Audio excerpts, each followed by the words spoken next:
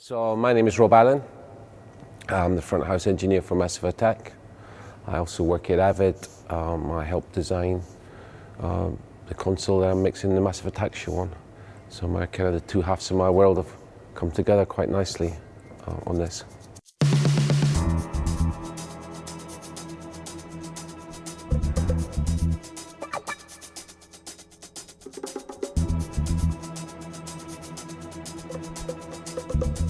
Some of you might have seen from blogs and videos and stuff that a year and a half ago on a festival tour, I toured with Massive Attack and an S3L, which went really incredibly well. It was a festival tour. We were flying a lot, so the S3L was really small and compact and made it easy for us to squeeze it onto private planes and regular airlines and carry it out through muddy fields to the front of house and festivals. And this year, we're early in 2016. We touring from little clubs like this, which is 2,000 capacity in Munich, to 15,000 capacity arenas. So we have 3 trucks on the tour. We have a bit more space. We have a bit more production with us, video and lasers and stuff. And I have the new S6L on the tour with me. Space and weight is not so much of a consideration, and now I can kind of spread out and luxuriate in the kind of extra power and capabilities of this desk compared to the S3L, which did a great job in the time, but now I can just take it just that little step further with the S6L. It's for me the best sounding digital desk I've ever come across, and I think I've probably worked on most digital desks. It surprises me every single day. The stereo feels wide and detailed, and there's height, and it's very three-dimensional, the sound.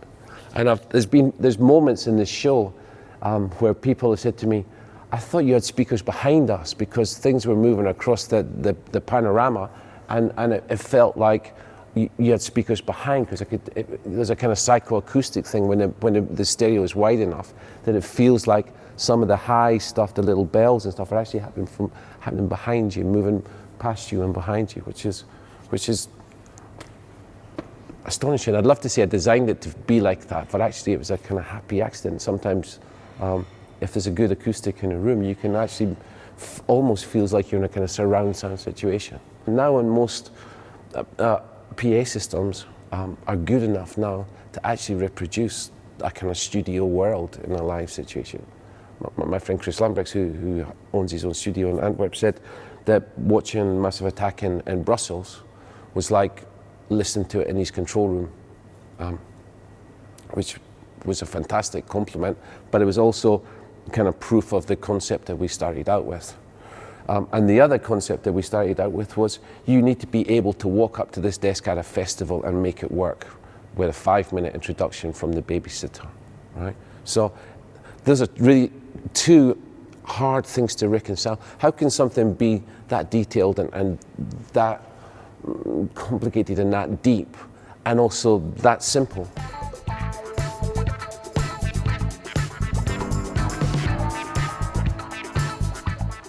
The relationship between the profile and the S6L is that the profile still lives within this desk. The profile software is here on the screen. We've made it look prettier, and we've made it more 2016. It's touch, it's wide format, it's HD. It has a lot more information than we could possibly fit in onto the older screen. The plugins are sharper and more detailed. But if you remember, if you worked on a profile, all of this stuff is exactly the same. It's always lived here. So we've just taken the profile. This is the profile screen, and we've just added all of this interoperability. We've added all of this kind of modern workflow, which makes it so much easier to mix your show. But you still have the familiarity of the profile. And actually, this is the smaller of the surface. This has 24 faders. We make another one that has 32 faders. And in its simplest mode, when nothing is enabled, the 32 faders lay out exactly as a profile does: 16, 8 outputs, 16 inputs, 8 outputs, 8 inputs. And in its simplest mode, the S6L has the profile layout. And you load up your profile show and it sits on exactly the fader you'd expect it to sit on. So although they look radically different from each other, it's a rebirth of the profile, right? We haven't just scrapped the profile and started again. We were very conscious of keeping our profile community with us and this next evolutionary step, we think. Not just for profile, but I think for kind of live sound in general. This is the next evolutionary step for it.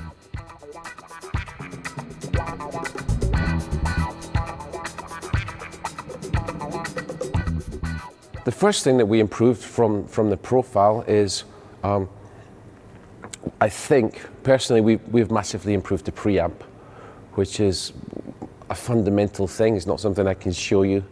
It's something you have to hear. It's just, in some ways, you can scientifically measure it objectively, and we have done. But more importantly, subjectively, the preamp sounds very special. And I urge you to stick a microphone in it and listen to it. The second thing is, we've philosophically moved away a little bit from the profile workflow, and the profile and the D show were digital desks based on an analog workflow. In a way, we didn't, when the profile and the D show came out, it was about people transitioning from analog to digital. There was still a big transition happening. We didn't want to terrify people, so there was. An encoder had one function. There was fixed functions to encoders. And this desk is unabashedly digital. It's a digital desk. It doesn't pretend to be an analog. It doesn't pretend to be a digital desk with a kind of analog skin. It's unabashedly digital. So the encoders are soft, the faders are soft. There's very few encoders, if any, that I can think of, or switches, one or two switches, that have one single function. The whole concept of the desk is you bring the parameters that you need to get to the engineer. So I'm not going hunting all the time for the thing I need to get to. I can bring it straight to me. I can bring it to here, or to here, or to here, and I can instantly get to it. Even though I've got a huge amount of inputs and outputs, I have a way to bring them to me. So I can stand and hear both sides of the PA at the same time and not have to go looking for things. And over here to my effects or whatever, I'm always hearing the left and the right with my left and my right ears, as you're supposed to do, right? I spent half my life, my analog years, listening with this ear because my effects were over here. And so the thing that we've tried to do on this desk is make it easy to bring the parameters and the faders that you need to get to the engineer. The third thing would be the way that we control the plugins on this desk is really quite special, in that we have 32 encoders to control the plugins, whereas on a profile we had 8. We have a lovely OLED for each encoder that tells me specifically the parameter of that plugin and the value of that plugin. I can have up to 4 of them on a channel, and I can instantly get to them really quickly. So the actual control of the plugin interaction, it's not a separate entity. It doesn't live on a box outside my system that doesn't really talk to it properly. It lives within the environment of this console, and it's utterly interactive with the encoders and with my shows and with my snapshots and the way that my show flows. The plugins naturally appear where I need them to be.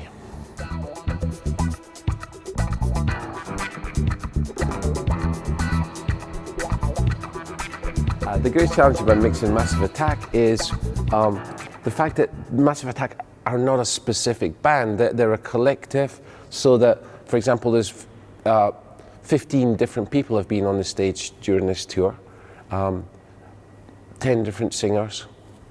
So the songs change, the dynamics of each song is different. It's almost like each song is a piece in itself. It's more like a kind of theatre show or an art installation than a rock and roll gig.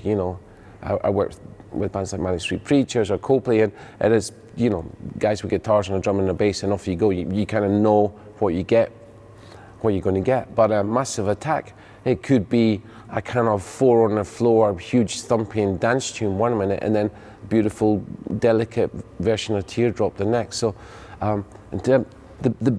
the dynamic of the show changes massively from loud and powerful to tiny and delicate, from dance music to almost to rock music to reggae. So you have to treat each song as a separate concept piece, really. And I spend a lot of time working in a lot of detail on each song. Some of the songs have 10 or 12 different snapshots. The whole show runs to code, so the show is programmed. I've programmed the audio and quite a lot of details. Faders move that I don't touch. Parameters change, plugins change, and that's really important to be able to do that, because it would be impossible to mix this show in real time. It's programmed and it's pre-mixed in the way that you would pre-mix an album. You would automate the mix of an album in Pro Tools, and that's exactly how I've automated this show live. It's pretty much automated. I do, which frees me up to do the kind of, I nearly said artistic, but the improvisational bits. It frees me up to do the delays and the mix and the moments. I don't have to think about the nuts and bolts of the mix. I can get involved in the moment and the dynamics of the crowd and what the musicians are doing, and be involved in that rather than trying to remember to switch off Dee's vocal when he's using that vocal to control the vocoder. Right? The other challenge with Massive Attack is that they are incredibly skilled in the studio. So Robert 3D, who's the kind of director of the collective, I would guess you would call it, will spend a lot of time with me here in front of house, listening through these speakers or through the PA, and we'll do our virtual sound check. The band will play, I'll record it to Pro Tools, we'll bring it back through the desk, and Dee and I will sit and just analyze it to the tiniest detail. And Dee has incredible ears. You know, he's made how many albums, and certainly 3 of my favorite 10 albums, I'd say. So the guy knows a lot about mixing audio and the detail of audio, and he has fierce ears, really fine ears. He is rarely, he'll say, that hi-hat was different yesterday. I'll go, really? And I'll kind of go back through and find, oh, shit, yeah, you were right.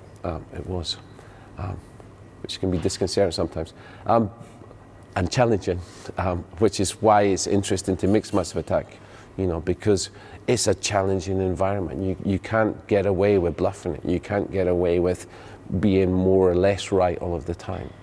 You have to be right all of the time. You have to make it the same. You have to make it the agreed format that we've agreed on. We have to, as the agreed sound, and we run everything to code so that when Dee's on the stage, he knows that what's happening out here is the thing that him and I have collectively worked on and agreed that this is how this moment in the show should be. This is the emotional impact that this point should have. This should be in your face. This should be delicate. This should be wide. This should be narrow. You should feel this one in your stomach, you should feel this one in your chest. And that's the way that we discuss the audio, and we don't discuss it in terms of frequencies or decibels. We discuss it in, I guess, in broader concepts.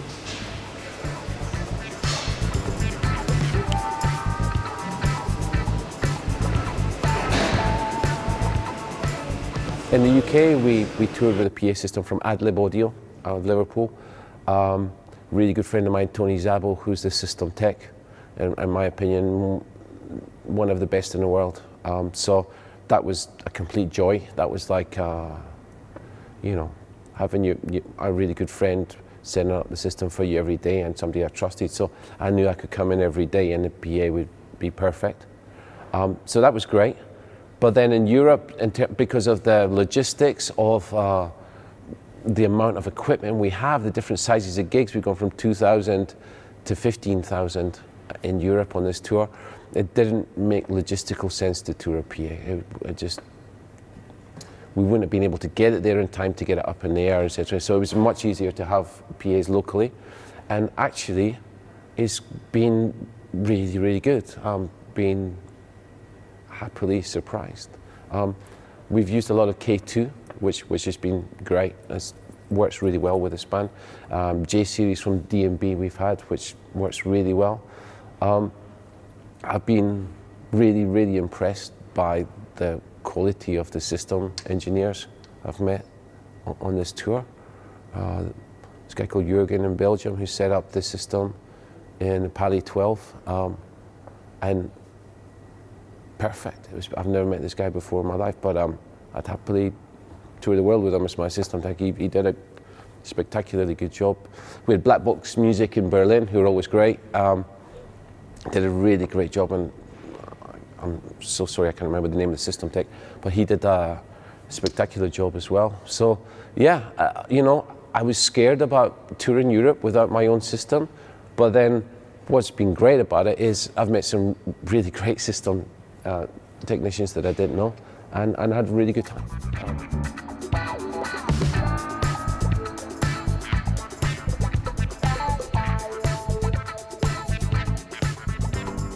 Okay, so here we are. Let's just look at one bay. This is one bay of the console. We've got the touchscreen, the encoders, and the faders. Okay, so the idea is that I can walk up to this desk at a festival and pretty much straight away learn how to operate it. Without selecting any channel on the desk, without doing anything to the desk, this is the default position. Every channel is like a strip. You can see the name of the float, the tom, some stuff to do with the preamp, the pan, the EQ, the dynamics, the plugins, the mixes. And then following down this strip, I've got gain, low pass, high pass, pan, and my fader. Okay, so these X and Y will tell me if I've got a gate in or a comp in. Yeah, so I have a gate on this channel, but not a comp. So I have almost an analog strip to begin with. So that's cool, but we need to get a little bit closer in. So first off, in terms of using switches, I would select a channel. I've selected the snare top. And then here, I have switches, channel, input, EQ, dynamics, plugins, and mixes, parameters of that channel. So if I want to change the EQ, I press the EQ switch, and now you'll see my EQ. I have 4 bands: gain, frequency Q for the low, gain, frequency Q for the low mid, gain, frequency Q for the high mid, and gain, frequency Q for the high. I have a high pass filter, a low pass filter, and the EQ on off. Okay. Dynamics, I have my gate and my comp, all the parameters you'd expect for the gate and the comp. If I choose a channel with plugins, let's choose that one because it has 2. So if I choose this channel and I choose plugins, I now have 2 plugins on my channel. I have the Pro Compressor, which is this one. You can see all the parameters, threshold, etc. from the Pro Compressor. If I press this encoder now, I have a de-esser, which is called the Oxford Suppressor, and you'll see all of the parameters for that here. If I go over to this screen, you'll also see the GUI, the general user interface for that plugin is here. And if I choose a plugin here, it will automatically jump between them on the screen. And those are the 2 plugins that I have on 3D's Vocal. I have the Pro Compressor and the Oxford Suppressor, which is a kind of sophisticated de-esser. Okay, let's dive back in here. So, up until now, I've been showing you how to work with switches. So I can select a channel, I can select a parameter that I want to work with. Because this is 2016 and we have a really beautiful and detailed touchscreen, actually, if I want to change the EQ on the Space Echo, I just touch the EQ on the Space Echo and here it is. If I want to change the EQ on Martina's voice, it's here. If I want to change the aux sends on 3D's voice, here's my 32 auxes. I can go into the input section and I have gain, low pass, high pass, pan, delay, direct out, polarity. I have 3 safes. I can choose between Pro Tools input and a stage box input on a per channel basis here. Up until this point, we've been looking at 8 faders at a time. And let me just play some music through this so that the meters are working, yeah? So we've been looking at 8 faders at a time, and we call this meters view because you can see like there's the input meters with the gate opening and closing. These are dynamics. There's a compressor just compressing a little bit. There's an EQ opening and closing, somewhat radical EQ on the kick drum. So you can, at a glance, you can see what's happening with 8 different channels. If I want to zoom in on one channel, I just touch the top of the screen. So now I'm just looking at the snare bottom, the EQ, the compressor, any inserts I have, my 96 different buses, everything to do with the input channel. If I want to change channels, I just touch the name down here. So now I'm looking at the snare top, or the kick, or the rack. And again, I can dive in and change any parameter. And I can, the way that we hope that this is intuitive is you go, I want to change the EQ. To change something, you touch it. And that will map then the parameters for that thing onto your encoders. And it's color coordinated so that the EQ is green, the gate is yellow, the comp is blue. When I get to my auxes, these colors are by default purple, or you can change them to user assignable colors. And I've got aux 1 blue because that is my drum reverb, and the next 3 red because those are vocal reverbs. So I colored them to match the things that I'm going to work with. Yeah, so my drums are blue, my vocals are red on the input channel, so I match the output sends to them.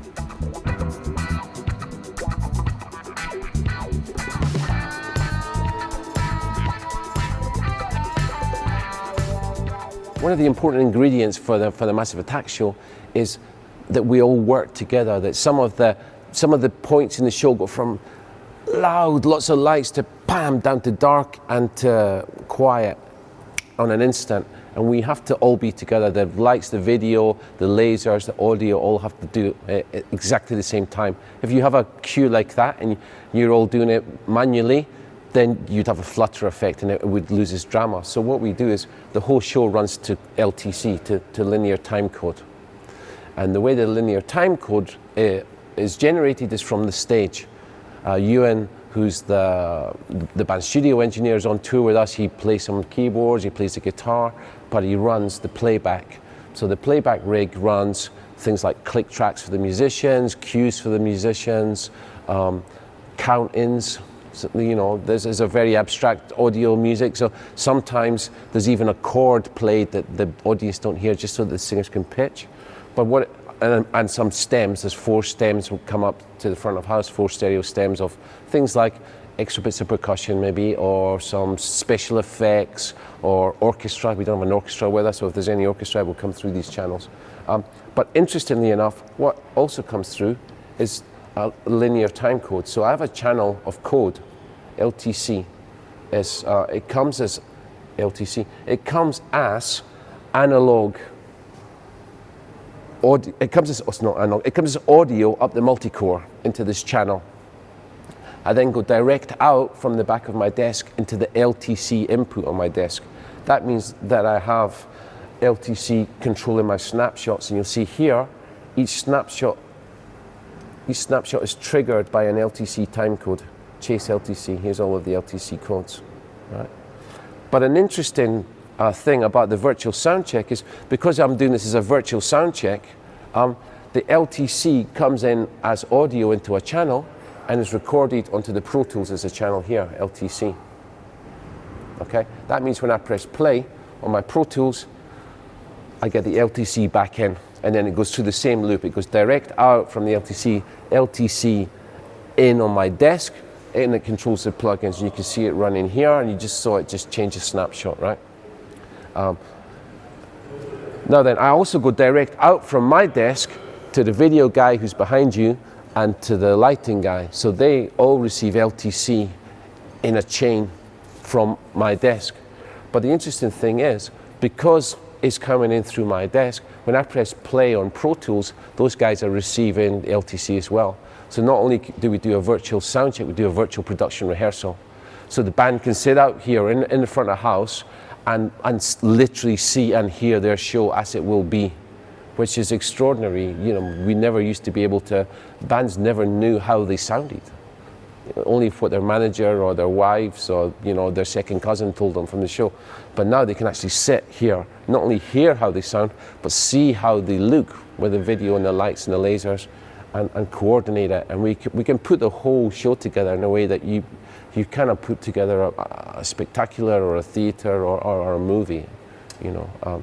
So we can now work in a kind of the kind of detail, not just in terms of audio, but video and laser, so that we know that at, you know, 1 hour, 2 minutes, 3 seconds, 12 frames, an event is going to happen, and we're all going to be on the button with that event.